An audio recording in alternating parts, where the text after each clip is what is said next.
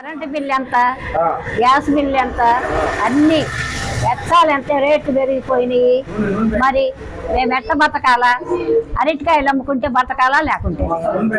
YCP ప్రభుత్వం 5 సంవత్సరాల నుంచి పరిపాలనలో ఎన్నిసార్లు కరెంటు ఛార్జీలు 7 సార్లు కరెంటు ఛార్జీలు పెంచారు. నిత్యావసర సరుకులు కానివ్వండి, ఏదైనా సరే ఒక సామాన్య మానవుడు రోజుకి 500 సంపాదిస్తే 1000 రూపాయలు ఖర్చుకు దిగజారిపోయే పరిస్థితులు వచ్చినాయి. ఈ రోజు జగన్ ప్రభుత్వంలో నేను సంక్షేమం చేస్తున్నాను అంటాడు. ఉప్పులు కానీ పప్పులు కానీ ఏ రకంగా ఆకాశాన్ని అంటుతున్న రేట్లు మనకు తెలుస్తానే ఉంది.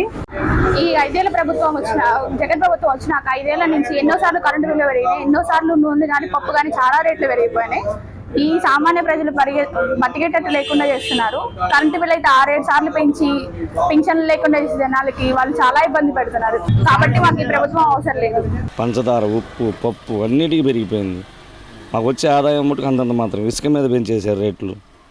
ఏంది ఇప్పుడు ఇంటి పన్ను వాటర్ రావట్లే. మాకు వాటర్ అడిగితేనే పంపిస్తామని చెప్పారు. వాటర్ ట్యాప్లు వేస్తామని చెప్పి ఇంటి పన్ను వేస్తేనే వాటర్ ట్యాప్.